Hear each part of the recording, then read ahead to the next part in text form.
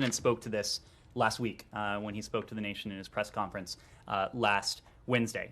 He said that the question of the redesignation, potential redesignation of Ansarallah, the name for the Houthi movement, is under consideration. And so I'm not in a position to discuss any potential steps that might be considered.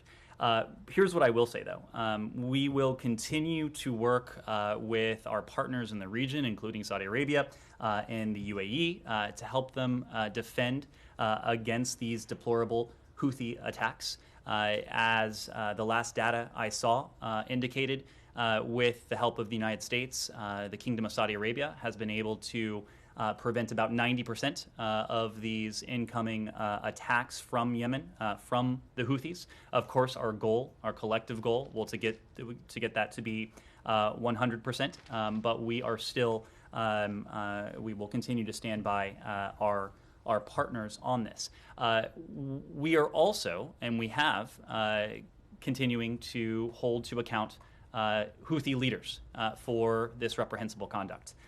We have issued sanctions on key leaders and designations on key leaders in recent months, and we will continue to call upon all appropriate tools in our toolkit to hold these Houthis, those Houthi leaders responsible for these attacks accountable.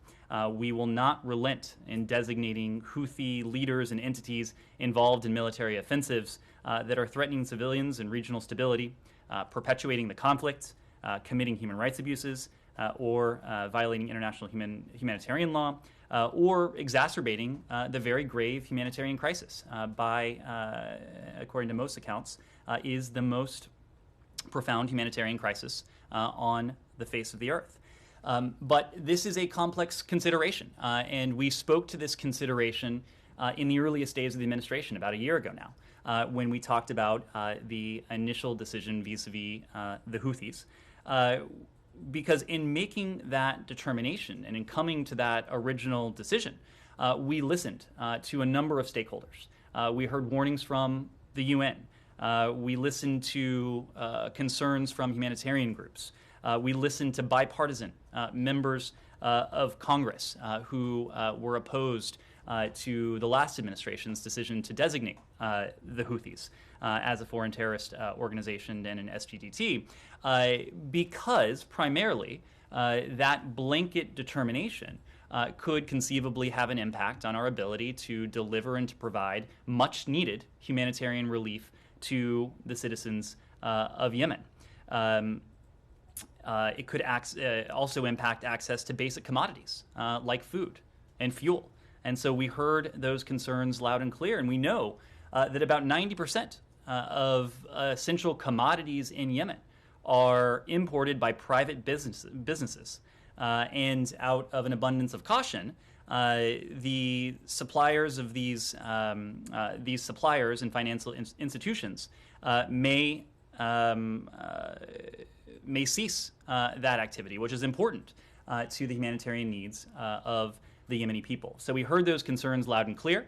We are taking a close look at the appropriate response. But what we will continue to do, no question about it, is to stand with UAE, stand with Saudi Arabia, and to hold to account Houthi leaders responsible for these terrorist attacks. Yeah, and just a follow-up, two more points on this issue. USA also has said in previous statements from the State Department, I believe, and the White House, that it will support UAE in defending its territories. So how does the support is going to unfold in practical terms? That's one. Two, is the U.S. going to help in prohibiting the flow of arms and financial support to the Houthis, given the fact that they are supported and backed by Iran? So to your first question, we work extensively with our Emirati partners, just as we do with our Saudi partners, to provide them with what they need to help defend themselves against these types of attacks. We will continue to do that. We will continue to work with them in different ways to help them fortify themselves against these attacks. And your second question about... Yeah. Is the U.S. going to help in prohibiting the flow of arms and financial support to the Houthis, given the fact that they are supported by Iran? Absolutely, and we have been hard at work on that, not only in this administration, but over successive administrations. You have heard our partners in the Department of Defense speak to seizures at sea, for example, of weapons that have been bound for Yemen and for the Houthis. You have seen us shine a bright spotlight on the level of support that Iran and Iran-backed groups are providing to the Houthis. You've heard us speak to the destabilizing role that Iran and its proxies are playing across the region, and that certainly includes in Yemen, and that certainly includes Iran's support for the Houthi movement in Yemen. The question is, are you going to stop the flow of arms physically? I mean, are you going to stop it by the force of arms? I mean, I think that's the premise of the question. Well, and my answer to that was yes, we are going to continue to do everything we can to stop the flow of arms, of assistance, American air raids to of... stop the flow of arms. I'm sorry? We're likely to see attacks intended to stop the flow of arms. You have seen consistent action by the part of this administration and previous administrations to stop the flow of arms, to stop the flow of supplies to the Houthis, and that certainly includes what the Iranians have provided. Humar. Ned, on Russia, so there's going to be a call with the Europeans about deterrence. Sorry, let's close out Yemen, and then we'll come to Russia. Okay. The Houthis have claimed that they were targeting the U.S. airbase in UAE yesterday, and the U.S. military has said that they fired Patriots that intercepted their missiles. Will there be any U.S. reaction to the Houthis, and especially that they are targeting the U.S. forces in the UAE? We will continue to hold the Houthis to account for these terrorist attacks. We will do that in different ways. We have used a number of tools already, and I suspect you will see us continue to do that in the days and weeks ahead. Yemen, still? One more on Yemen. Sure. Has the U.S. reached any different conclusion about what the impact on aid delivery would be with the designation? And if not, why entertain the idea? Well, we are engaging with some of those same stakeholders I mentioned before to continue to hear their viewpoints, to garner their perspectives. Certainly, some of the concerns we heard about a year ago would still apply. The question is whether we can, whether a redesignation would be in the interests of the United States, would be in our security interests, would be in the security interests of our partners in the region, and would be in the interests we have in seeing an end to the conflict and the humanitarian emergency in Yemen. So it was a difficult, it's a difficult set of factors we're weighing, but as the president said, we are considering the decision. Anything else on Yemen, Humar? Okay, take two. On Russia, so there's going to be a call with Europeans this afternoon with President Biden.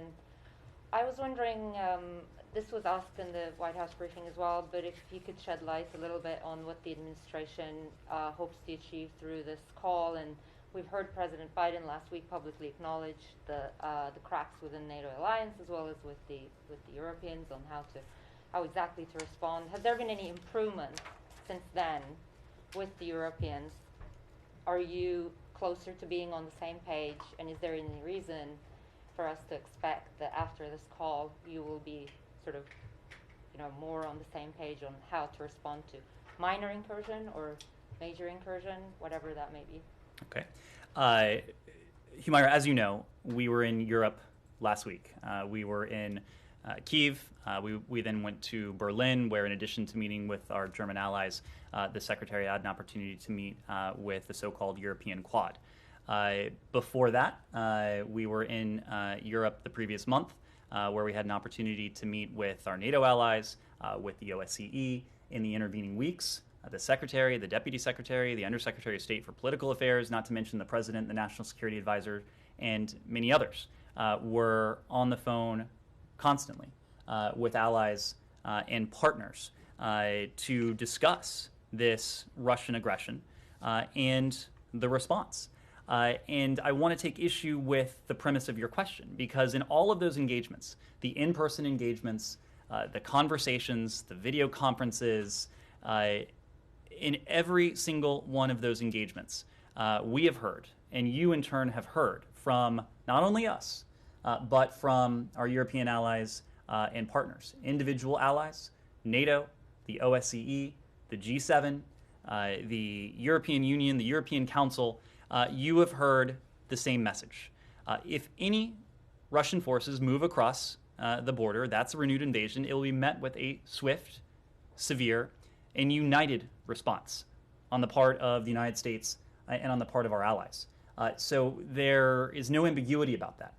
There is no ambiguity. There is no daylight. We know that, and importantly, the Russian Federation knows that. Right. So, thank you. There's quite a bit of daylight, but I'm not going to entertain that for too long.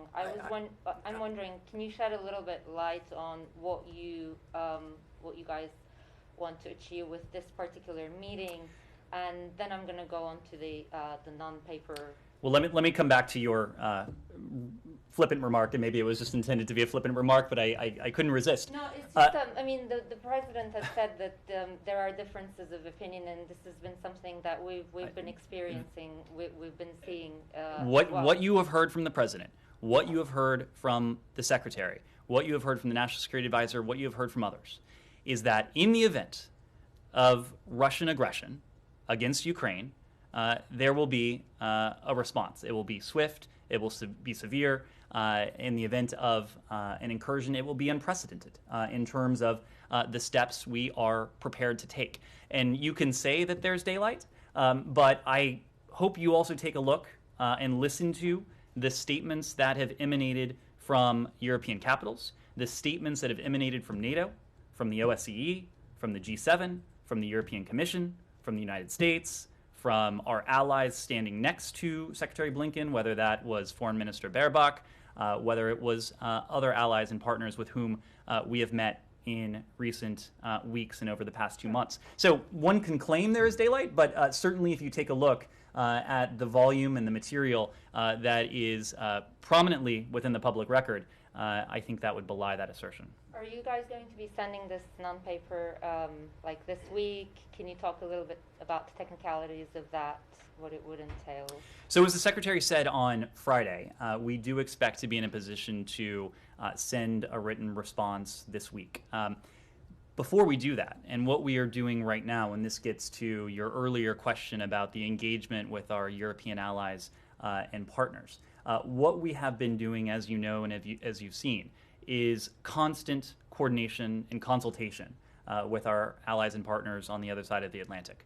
We've been doing this in terms of the unprecedented, swift, strong, severe, united response that Russia would endure in the event of further aggression, but we've also been doing it in the context of the written response that we will provide to the Russian Federation, just as we've been doing it in response to what we've been saying about areas where there may be the potential for progress on reciprocal steps that could enhance our collective security. And by collective security, I mean the security of the transatlantic community, but also potentially address some of the concerns that Russia has put forward. So as we consider the next step in our engagement, and that is, in fact, the provision of a written response to the Russian Federation, we are sharing those ideas we have shared those ideas with our European allies and partners. We are taking their feedback. We are incorporating that feedback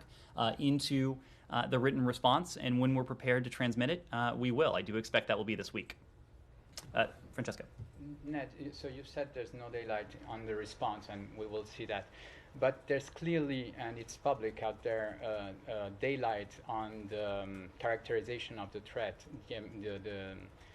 The European, French, and others, Mr. Borrell, seem to be pretty annoyed by the alarming tone in Washington about an imminent threat, and they've been saying we don't have to get a nervous breakdown, we have to calm down, and we don't see that so imminent threat as the U.S. says do you still say there's an imminent threat of invasion? Why there is this difference between you and the Europeans? Francesco, we don't see the difference you refer to. They're saying it. They're publicly saying what there's a we do difference. see, and what you can see too, are the statements. And the statement that, for example, came from the European Commission that said in strikingly similar, if not identical language to the statement that emanated from the G7 and NATO regarding the consequences that would befall the Russian Federation in the event of such aggression against Ukraine. This has not been the United States alone making this case. We have been speaking as a chorus with our European allies and partners, with multilateral institutions and bodies like NATO and the OSCE and the G7. And again, if you take a look at the language, and you won't be surprised to hear this was not unintentional, you will see strikingly similar language across our allies and partners and across these multilateral institutions.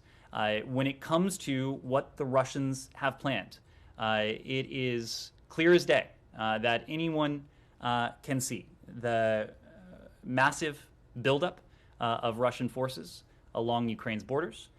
We have been very clear about our concerns when it comes to other forms of aggression and provocations that the Russians might seek to take and have already taken. But there's only one person who knows what the Russian Federation has in store for Ukraine, and that's Vladimir Putin. Our goal has been to deter and to defend against any such plans, just as we are ready to continue down the path of diplomacy and dialogue. You have seen us continue down that path of diplomacy and dialogue in a sincere and steadfast way over recent weeks. The Secretary's travel to Geneva ultimately last week was just the latest step in that process that has also involved the Deputy Secretary in her meetings with the Russian Federation at the Strategic Stability Dialogue, the meetings at the NATO-Russia Council, the engagement in the context of the OSCE, and other allies have also been engaging the Russian Federation to this end. So, to be very clear, we are prepared to continue down this path. This path can only be successful if it takes place in the context of de-escalation. But just because we are ready and engaged in the process and path of diplomacy and dialogue doesn't mean we aren't preparing with defense and deterrence. We are doing both at the same time, precisely because we are ready for either choice that Vladimir Putin makes. And do you consider there's an imminent threat of attack, that the attack could be imminent, immediate, as the Europeans say you are telling them, according to your intelligence? Well, we have been clear about this in any number of venues, including in the consular advisory we issued last night. The threat that we are seeing that is clear not only to us, but clear to any casual observer, given what is taking place along Ukraine's borders, what is taking place within what should be sovereign Belarusian territory. It is a cause for great concern. And so we are taking prudent steps. We, of course, are sharing information and intelligence with our allies that speaks to our concern and also speaks to the fact that the Russians certainly seem to be poised to be able to undertake aggressive action against Ukraine at any moment. Just one last. Should we expect a new encounter or meeting or virtual meeting between the Secretary and Foreign Minister Lavrov after the written response?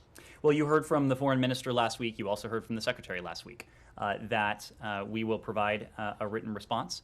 We are open to additional engagements, in-person engagements, should it prove useful, if we think it could be constructive, if we think it should be the next element as we pursue the path of dialogue and diplomacy. So we're open to it. Rosalind. Following on Francesco's questions, a few minutes ago the Pentagon spokesperson said, and I'm roughly quoting here, that if NATO should activate the NRF, all told, the number of forces that the Secretary, Mr. Austin, has placed on heightened alert comes up to about 8,500 personnel. In that scope, the former U.S. ambassador to Ukraine, John Herbst, told NPR this morning that he thought that any talk of having U.S. forces forward deployed as an additional deterrent should have been done before now. Why has it come to this weekend that the Biden administration is deciding to put U.S. forces in a forward deployed position as part of NATO to basically send a message to Vladimir Putin? Well, let me make a couple points. First, I'm going to defer to my colleague and my predecessor to speak to the plans that the Pentagon is working on. But the president has been very clear about the consequences that would befall the Russian Federation if Russia were to move forward with additional aggression against Ukraine. We've spoken of the economic and financial consequences that Russia would endure. That would in many ways be unprecedented, measures that we very pointedly opted not to take in the aftermath of 2014.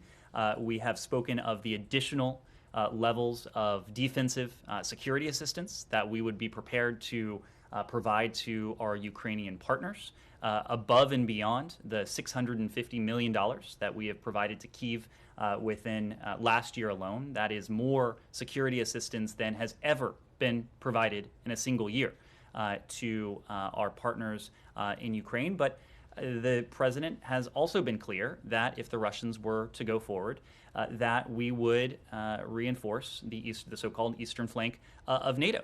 But even as we have said that, we have never ruled out the option of providing additional assistance in advance of a potential invasion.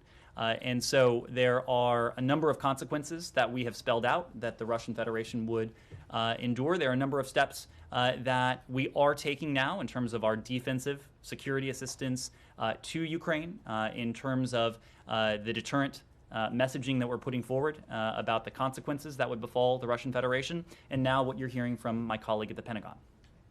Following on that, have these discussions about whether to use U.S. troops, has that been part of the ongoing response within the Biden administration before these reports became publicly known this weekend? Was that an active part of the discussion on how to deal with the Russian aggression? I would say generally, without speaking to internal deliberations, that something like this typically would not become public if it were just introduced. We've been considering a number of steps, and you're hearing the Pentagon speak publicly to it today. The fact that they are speaking publicly to it today suggests that it is not a new ingredient as we consider a response to what we're seeing now. Is this designed to make the Russians perhaps rethink the deployment of additional troops inside Belarus and trying to beef up its presence in the southern part of Ukraine? Our goal in all of this is to both defend and deter. So we are taking a number of steps in the defense of Ukraine, including by providing defensive security assistance, but taking a number of steps to deter what the Russian Federation and what Vladimir Putin specifically may have in mind. So to your question, yes. And then one more. The U.S. ambassador to the UN gave a briefing earlier today, and the question came up, what sorts of conversations has she been having with other members on the Security Council about this situation? And Ambassador Thomas Greenfield even allowed that she has been talking with her Russian counterparts. What has she been charged with saying to Ambassador Nebenzia about the threat that the U.S. sees to Ukraine's sovereignty, and why hasn't the U.S. pushed for a Security Council meeting on this matter before Russia takes over the presidency next Tuesday?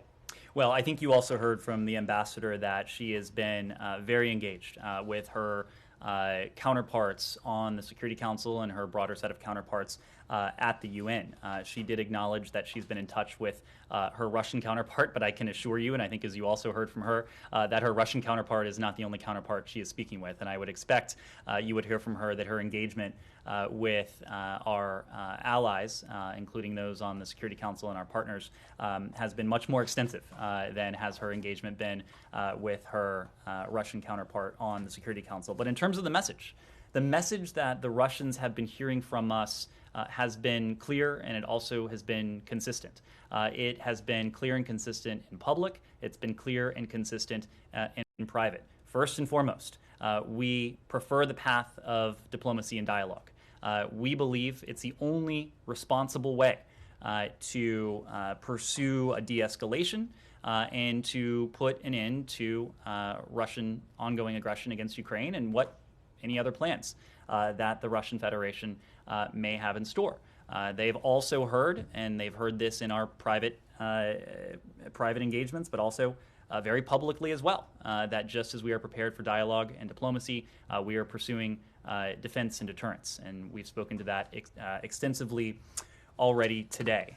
But the Russians know, because they have heard it from us directly, that we are prepared to engage. They know that there are some issues where we think that dialogue and diplomacy may redound positively on our collective security, the collective security of the transatlantic community, and it could help respond to some of the concerns that the Russian Federation has made. But they've also heard from us, and this is just as important, that there are other areas, including NATO's open door policy, where there is no trade space, absolutely none. And so across all of our engagements, whether it is the Secretary, the Deputy Secretary, Ambassador Thomas Greenfield, those messages have been clear and consistent. Saeed. I want to change topic. Anything else on okay, I see there may be a couple other questions. Ben.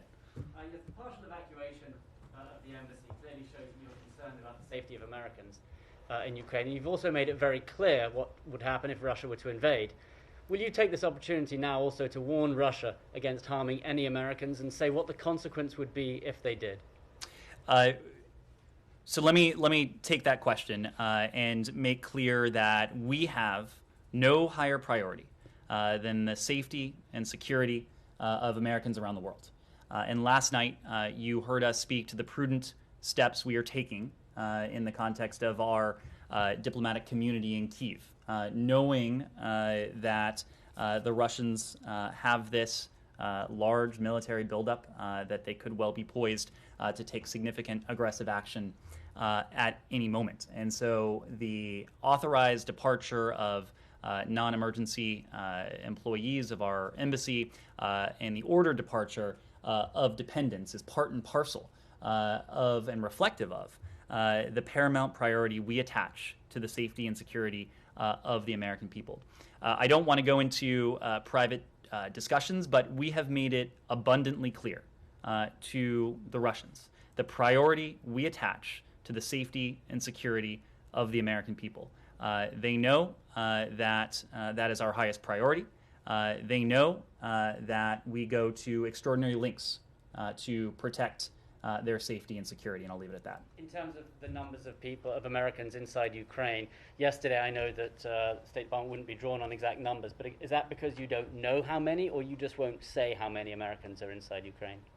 Our goal always is to provide you with timely and accurate information. And right now, we do not have an account that we consider to be accurate of the number of Americans, private Americans, who are resident in Ukraine. And I'll tell you why. You've heard this in the context of Afghanistan, but when Americans travel overseas, they, of course, are not required to register with the embassy in country. We always encourage Americans to register when they're traveling abroad with our so-called STEP system. But I think, as many of you can attest, when you travel overseas, you may not always do that. And some of you probably have never done that. Similarly, when Americans depart the country, they would need to deregister themselves. And so, given that many may not register in the first place, I think it is a safe assumption that many would, those who actually do register, may not remove themselves from that tally of American citizens who may be resident in a foreign country. The other point is that even when people do register, the State Department is not in a position to independently verify that a person who has signed up in STEP, the so-called STEP system, is actually an American citizen. So there are for a number of reasons. The tally, we just don't have an accurate tally at the moment. When we have messaged with the American people in private American citizen community in Kyiv, in Ukraine, in recent days, we have encouraged them to fill out a form that will help us acquire greater granularity on the size of the private American citizen community in Ukraine, but that's just not something that we have right now. One more, you mentioned Afghanistan. I wonder if is there anything from Afghanistan that you learned about identifying and rescuing Americans inside a war zone that you think can be applied here? Well, these are obviously not analogous situations, and so I would hate to suggest otherwise. Our primary charge is to keep the U.S. citizen community informed of safety and security developments. That is what we did most recently yesterday evening when we issued the updated travel advisory and accompanying media note to keep them informed of safety and security developments, and that can include information on commercial travel options. We have done this because, as the president has said, military action by Russia could come at any time, and we all know, and we have all seen indications that is the case, given the large-scale military buildup. We've also been clear that we won't be in a position to evacuate U.S. citizens, private U.S. citizens, in such a contingency, and so that is why we have encouraged private U.S. citizens who may be in Ukraine to plan accordingly, including by availing themselves of commercial options should they choose to leave the country. Even though we are reducing the size of our embassy footprint, the embassy is there to assist American citizens in this. We have the ability to provide, for example, repatriation loans for any Americans who seek to avail themselves of those commercial options to return to the United States. If you don't mind. Sure.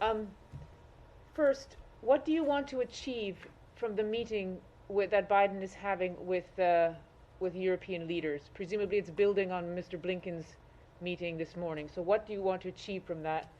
Two, in the meeting this morning that Mr. Blinken had with the European Council, did he get questions about the U.S. decision to start downsizing the embassy because some Europeans are not on the same page? And as Francesca was saying, we're suggesting that the rhetoric needed to be dialed down a bit, that there wasn't any difference in security to suggest an imminent attack. So what do you expect to achieve, and what did Mr. Blinken hear about the American approach? So as you alluded to, Barbara, the Secretary did take part earlier today in the EU's Foreign Affairs Council. He was invited by the EU High Representative Josep Borrell. To give you a flavor of that, the Secretary briefed his counterparts on his visit last week to Kyiv, to Berlin, and to Geneva as part of the effort we have spoken to de-escalate the tension that's been caused by Russia's unprovoked military buildup and its continued aggression against Ukraine. In the engagement this morning, the Secretary emphasized that we will continue to coordinate closely with the EU and its member states, in addition to the other multilateral institutions we've already mentioned. That's NATO, that's the OSCE, and with individual allies and partners. And in the course of this meeting, the Secretary demonstrated that by briefing them on the engagements last week, of course, including the engagement with Foreign Minister Lavrov. You saw that shortly after the meeting with Foreign Minister Lavrov concluded on Friday, the Secretary also had a chance to speak to his Ukrainian counterpart to back brief him on those discussions, and that's a practice we've undertaken in the course of all of our engagements with our European allies, our European partners, of course, including our Ukrainian partners, because we are operating by the maxim of nothing about them without them, nothing about Ukraine without Ukraine, nothing about Europe without Europe, nothing about NATO without NATO. So the Secretary's participation in the meeting today was another opportunity and another venue for us to do just that.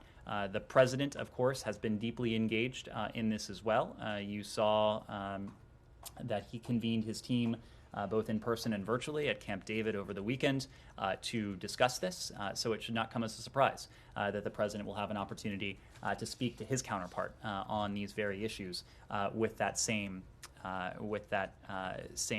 maxim in mind. When it comes to the decision that we made last night, I just want to reiterate the core point, and that is that this is about one criterion and one criterion alone, and that is the safety and security of our team on the ground in Ukraine. And it was a prudent step when it came to the ordered departure of dependents. It was a prudent step when it came to the authorized departure of non-essential employees.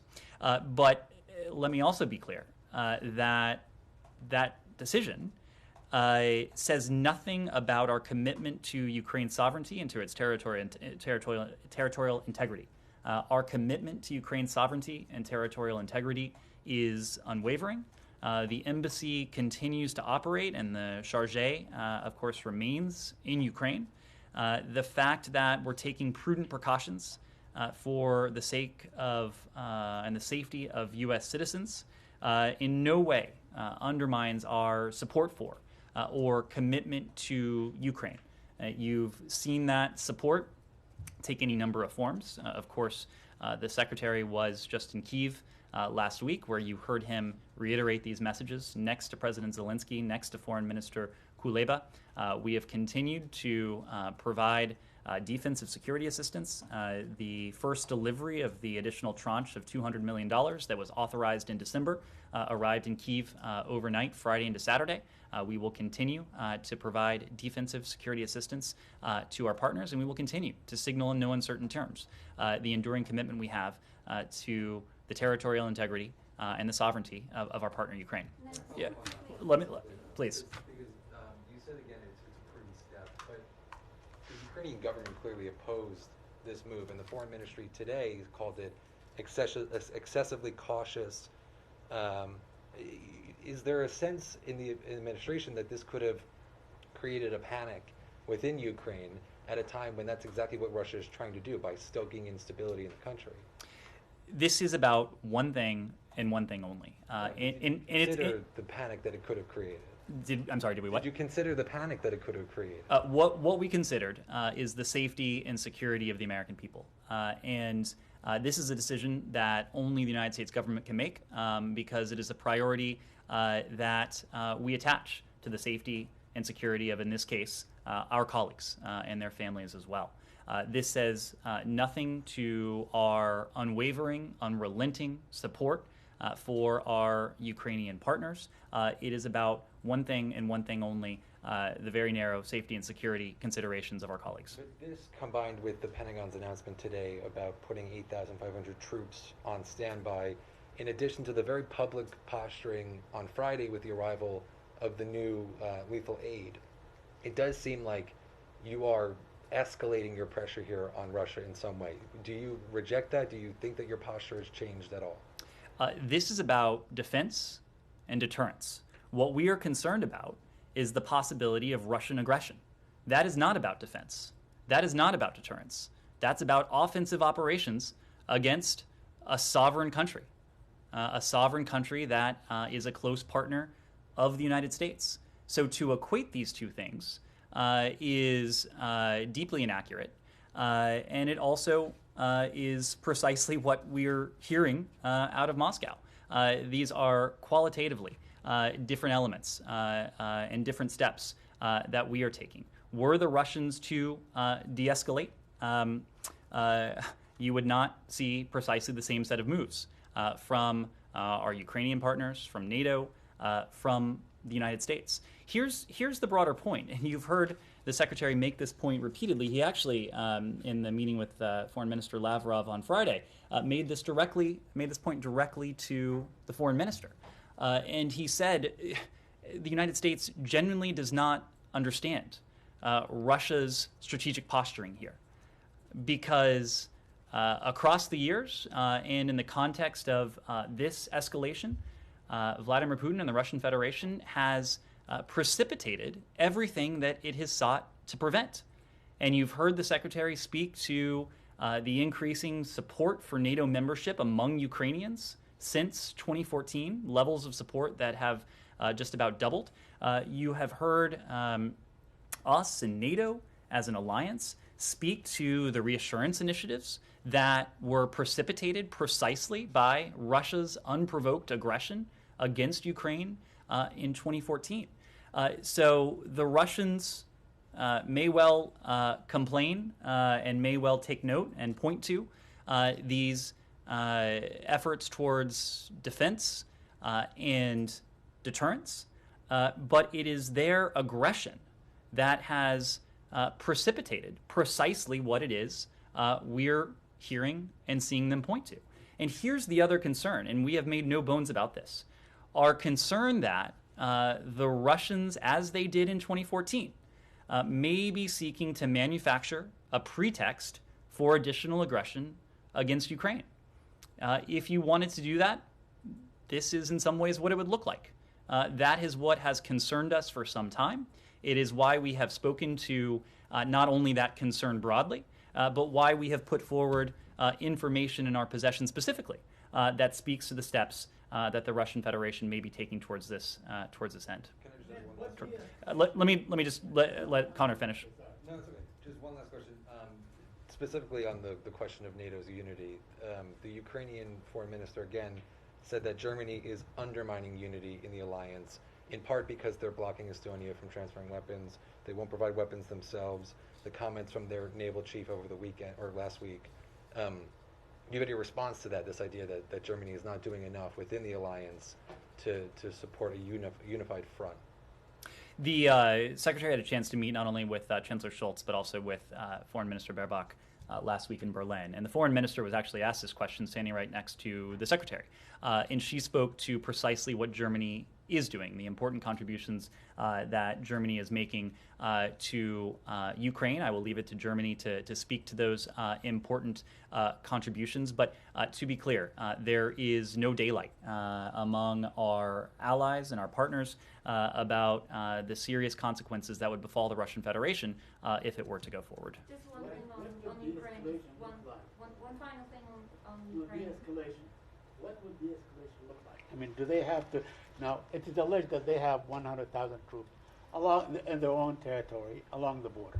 So de-escalation would look like maybe if they withdrew 25,000 troops, 50. I mean, what would de-escalation look like? It could include that. I'm not going to be prescriptive. Is there like a figure you would like to see? Look, I'm not going to be prescriptive about that. I think de-escalation can take many forms. It can take the form of what we're seeing and what we have seen along Ukraine's borders. It can take the form of what we are seeing in terms of Russian activity and what should be another sovereign country, Belarus. It could take the form of what we are hearing from the Russian Federation. De-escalation can take many forms. It can take many forms as an initial step.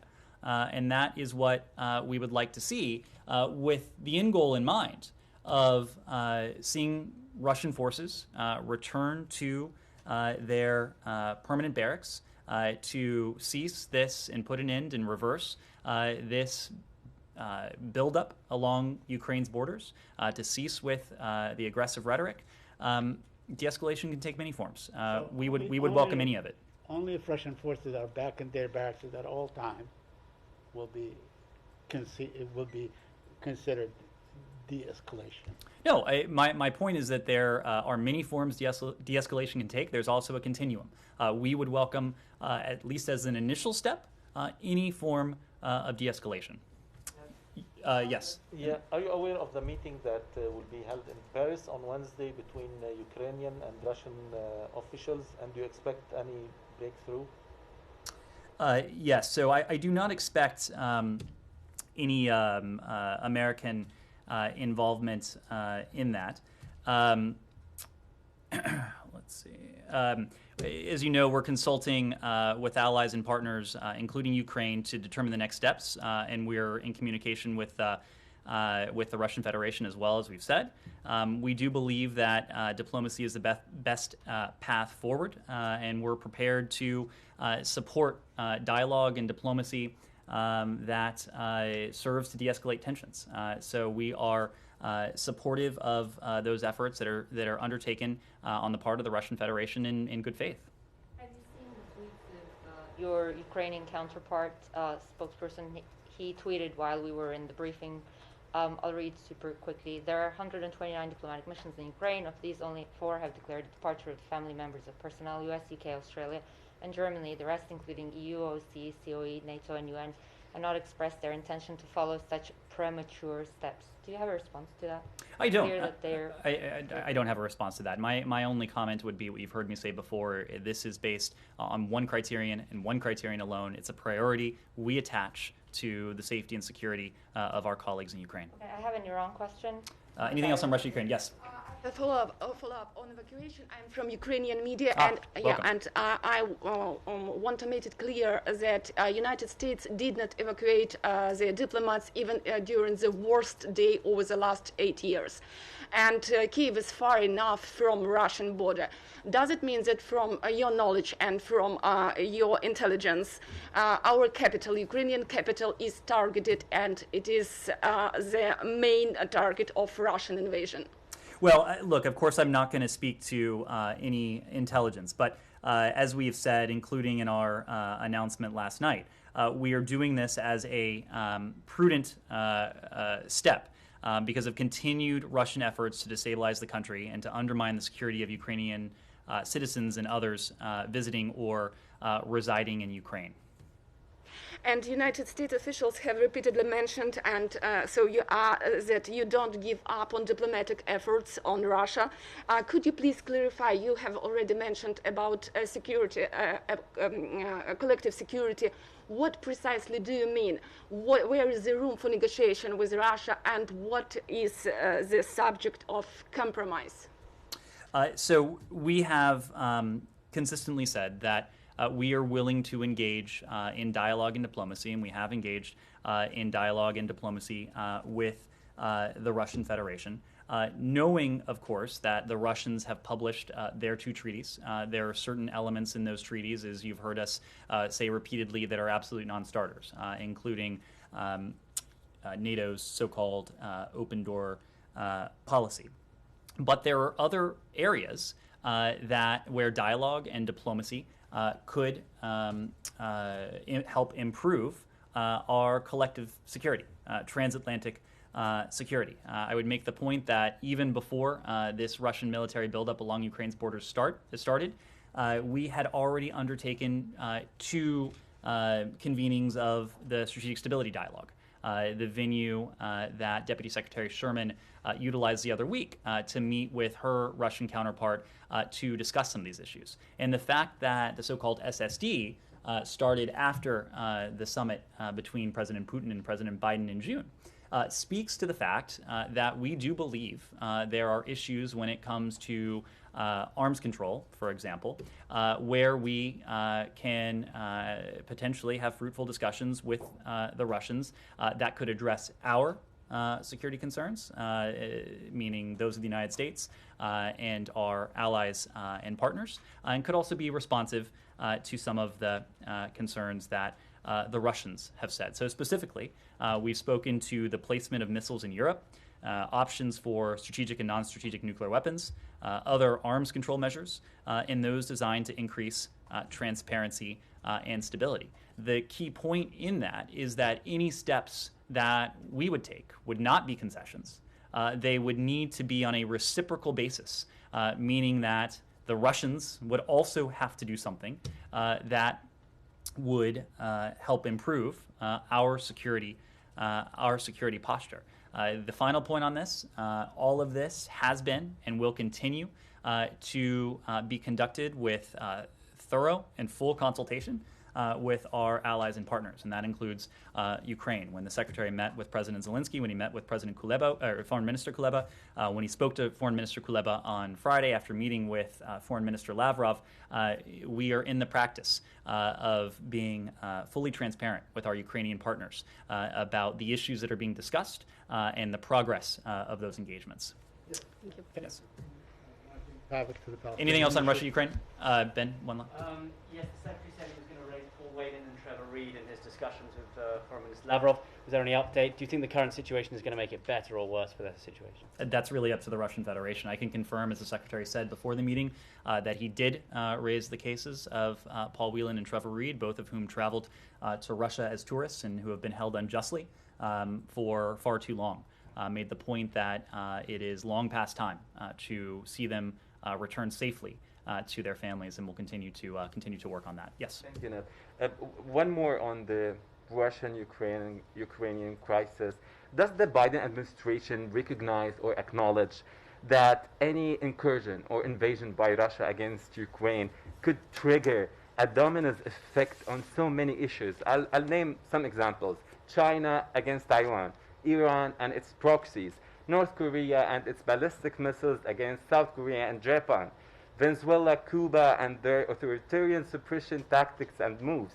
So Ned, the whole world is watching what the U.S. is going to do to stop Russia. How do you comment on this? What was the last part? How do we How do you comment on this? Is the Biden administration aware of how critical the whole world is watching, just like what happened in Afghanistan? And then some reports are saying that Russia are taking a page of what happened in Afghanistan and moving against Ukraine, or could move.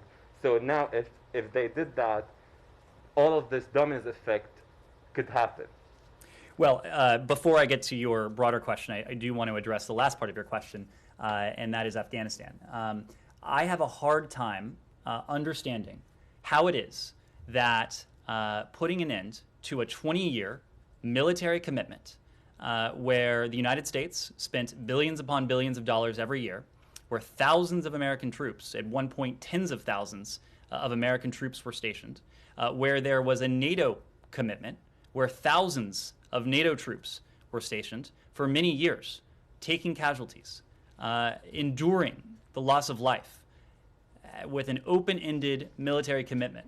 How were that still to be the case? How we would be better strategically positioned to take on what we're seeing now from the Russian Federation. The president was clear when he made his announcement that we would be putting an end to our military engagement in Afghanistan, that part of the reason that we were doing so was not only to prevent another generation of American service members or NATO service members from fighting and potentially dying in Afghanistan, but to allow us to focus on the threats and the opportunities of the 21st century. And so as we take on this Russian aggression, as we seek to engage on this path of defense and deterrence, that is precisely what we are doing. So I just wanted to address the point about Afghanistan. Yeah, I think the point is the administration appears to have turned its back on its allies there, and many people saw it as such.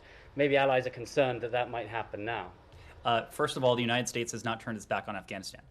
You have seen us consistently partner with and demonstrate our enduring commitment to the people of Afghanistan. And we've done that in any number of ways. I need not run through them right now because we do this consistently. So anyone who is taking any lesson other than the fact that the United States felt it was time to put an end to what had been an open-ended military commitment where thousands upon thousands of American troops have fought and thousands had died, and same for NATO as well, sapped the United States and our NATO partners of billions upon billions, trillions over the course of 20 years.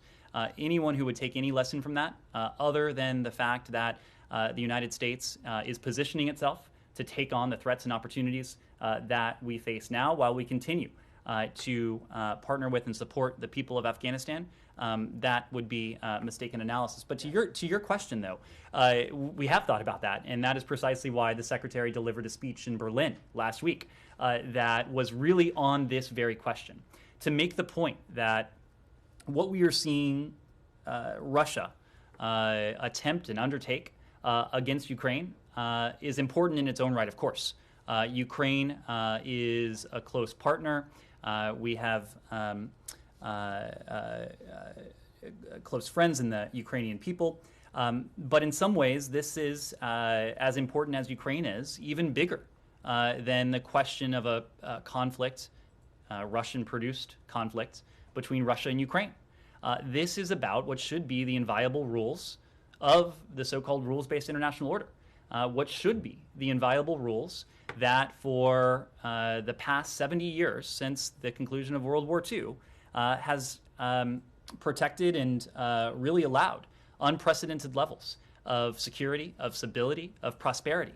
That includes in Europe, but it also includes in areas well beyond that. And of course, you hear us talk about the rules-based international order, not only in the case of Europe and what Russia is doing to undermine it, but in other regions too, notably the Indo-Pacific, where we have similar concerns about what certain countries have also sought to do, to undermine, to erode that rules-based international order. So it is not lost on us that the Russians and the implications of what they're doing, as important as they are for Ukraine, go well beyond Ukraine.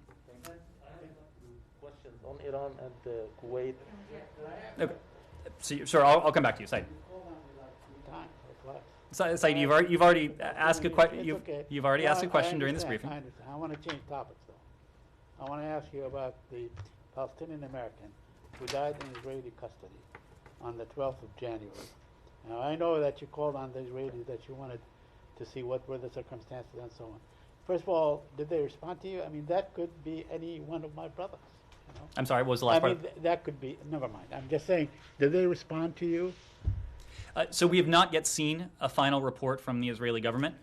We continue to support a thorough investigation into the circumstances of the incident. We welcome receiving additional information from the Israeli government as soon as possible. We are deeply concerned by media reports of the circumstances surrounding the death of Mr. Assad, an American citizen who was found dead after the Israeli military detained him. As we've said previously, we've been in close contact with his family to offer our condolences, to provide consular services. We were represented at the wake of Mr. Assad as well. He died while being handcuffed and gagged and so on. And what kind of, do you give them a time limit? Do you trust the Israelis to do their own investigation? As I said, Saeed, we welcome receiving that information as soon as possible. I have another quick question. There are reports that there are 17 Palestinian journalists who are detained today. Is that something that you would raise with the Israelis to look into what are the circumstances of their imprisonment? We're aware of the reports that you cited. As we do around the world, we support independent journalists and media organizations, and you've heard us speak before of the indispensability of their reporting, especially in areas where tensions are high or conflict may erupt. We believe that respect for human rights, for fundamental freedoms, and a strong civil society are critically important to responsible and responsive governance. And finally, the U.S. Ambassador to the United Nations last week spoke out and highlighted the settler violence and aggression against the Palestinians. Yet we have seen only, increase in the violence over the past few days. Is that something that you would raise, or you are too busy with issues like Ukraine and Iran and all these things? I mean, understandably so. Saeed, we're a large government. We're a large department. Not to use an overused metaphor, but we can walk and chew gum at the same time. When it comes to the issue you raised, you've heard us speak to this. You cited some comments recently. The State Department has previously commented on this as well. We believe it is critical for all parties to refrain from steps that exacerbate tensions and undercut efforts to advance a negotiated two-state solution. This includes violence against civilians and settler violence. Sure. So 2 Iran questions. Yeah. Sure. Yeah. Iran's foreign minister on Monday said they're ready to consider direct talks with the United States if they feel they can get a good deal with guarantees. Either way, has there been any communication on this? And are you guys considering having direct talks with them? Humaira, as you know, we are prepared to meet directly. We have consistently held the position that it would be much more productive to engage with Iran directly on both JCPOA negotiations and on other issues. This extends to bilateral as well as multilateral formats. Meeting directly would enable more efficient communication, which is urgently needed to swiftly reach an understanding on a mutual return to compliance with the JCPOA. We've made this point before, but given the pace of Iran's nuclear advancements, time is running very short until the non-proliferation benefits that the JCPOA conveyed as initially drafted and implemented in 2015 and implemented in 2016 are outweighed by the nuclear advancements that Iran has made. So we are seeking to conduct this diplomacy urgently, and we've been consistently very clear that being able to engage directly would serve those purposes. Given your position just now and what they said, should we expect this to happen soon? Is there any reason why this could happen soon? Has there been any communication indirectly about making this happen soon? You would have to ask officials in Tehran. This is not the first time we've made this point. We have made this point consistently up until now. The Iranians have insisted on the indirect format in Vienna. We have long noted the fact that indirect talks, especially on an issue of this complexity and of this importance, is a hindrance. So our position has been clear. I would direct you to authorities in Iran. My final thing on this, we've had an interview with Special Envoy Mali yesterday who said it would be hard to imagine for U.S. to clinch a deal with Iran unless U.S. hostages are released. I just want to push you a little bit on why the administration isn't willing to say outright that they won't rejoin JCPOA unless American citizens are released. Well, what the special envoy said is that it is, quote, very hard for us to imagine getting back into the nuclear deal while 4 innocent Americans are being held hostage by Iran. Yeah. This is the point he has made repeatedly before. So this should not be news. It also, I can tell you, is not news to the Iranians. They have heard this position indirectly from us before as well. But the special envoy also made the point that these issues are operating on separate tracks. And they're operating on separate tracks for a very simple reason. A mutual return to compliance with the JCPOA is, at best, an uncertain proposition. We want to see these Americans who have been held against their will for years on end, away from their families, returned as soon as possible. It would not serve our purposes, it would not serve their interests to tie their fates to a proposition that I said before is uncertain at best. So that is why it certainly colors our interactions, but these are operating on separate tracks. So the way you tell me, it looks it's very much like a premonition. Again, it is not the case that there is any direct or explicit linkage, precisely because mutual return to compliance with the JCPOA is at best an uncertain proposition. We want the return of these Americans to be a certain proposition, and so we are keeping these issues separate. Yes, sorry.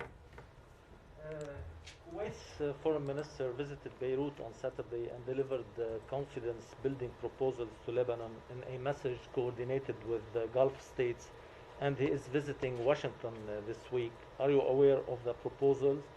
And is there any link between his visits to Beirut and Washington? Well, I do expect when the Secretary meets with his Kuwaiti counterpart on Wednesday that they will have an opportunity to discuss Lebanon. It is something that the United States, together with our partners, including our partners in the Gulf, the French, and others, we've been very, very focused on. So I think we'll have more to say in the aftermath of the bilateral meeting on Wednesday. Yes? For our colleague, Tracy Wilkinson, on Honduras. Rival factions in its Congress may derail Thursday's inauguration of the new president, whom the State Department was quick to embrace. Vice President Harris is scheduled to travel for the inauguration. Is the U.S. doing anything to defuse that crisis? Well, what I'll say is that the selection of the new provisional leadership at the Honduran National Congress is a sovereign decision of Honduras. We look forward to deepening our work together with the incoming Castro administration and Hondurans from across the political spectrum to advance our shared interests. We call on political actors to remain calm, to engage in dialogue, to refrain from violence and provocative rhetoric, and we urge their supporters to express themselves peacefully while respecting the rule of law. As you know, Vice President Harris has already had an opportunity to be in touch with President-elect Castro to congratulate her on her historic victory as Honduras's first woman president. In that conversation last month, they discussed their shared interest in working together to address the root causes of migration, to promote inclusive economic opportunity for the people of Honduras, to improve to combat corruption, to reduce security threats, and to improve access to health and education. One on Turkey for my VOA colleague. Sure. Do you have was there a follow-up? No, another question. So go ahead, Laura. So, if you don't mind, my VOA colleague wondered if there's any reaction from the State Department to two cases regarding restrictions on free expression in Turkey. One is last Saturday, a well-known Turkish journalist was jailed for insulting President Erdogan. Today, the state has fined the TV channel for which she works. The second case is a famous musician who was getting threats by Islamist and nationalist groups for something she wrote a while ago, and President Erdogan threatened to silence her during Friday prayers, saying, quote, "It is our duty to cut those tongues," unquote.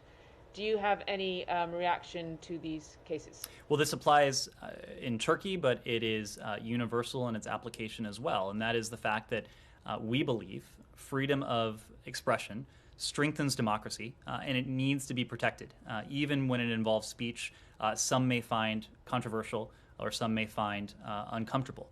We're aware of and we're disappointed by the detention and arrest of Sedef Kabas, one of the cases you referenced, and those principles apply equally to Turkey as they do to any other country. Burkina Faso, the military has taken to TV to declare that they're in power. The president's office denied that, but the president hasn't been seen. Are you aware of what's unfolding? Is there a coup? Have you begun an assessment of whether or not there is one? Well, we're aware of reports that the president of Burkina Faso has been detained by members of the country's military. Our embassy team in Ouagadougou is monitoring the situation and maintains communication with international partners, as well as with officials from President Kabore's government. We call for the immediate release of President Kabore and other government officials, and for members of the security forces to respect Burkina Faso's constitution and civilian leadership. We urge all sides in this fluid situation to remain calm and to seek dialogue as a means to resolve grievances. Our embassy in Ouagadougou has advised U.S. citizens in Burkina Faso that a mandatory curfew has been implemented by local authorities, and U.S. citizens are advised to take shelter, avoid large crowds, and to monitor local media for updates. The U.S. provides a significant amount of aid to Burkina Faso. Are you undertaking a coup assessment? So this is an evolving situation. It's a situation that remains fluid. It has continued to develop even within recent hours, so it's too soon to characterize, at least officially for us, the nature of ongoing developments. We have called for restraint by all actors as we carefully review the events on the ground for any potential impact on our assistance. Your Honor, very quick follow-up. AFP just reported that, or attributed to a high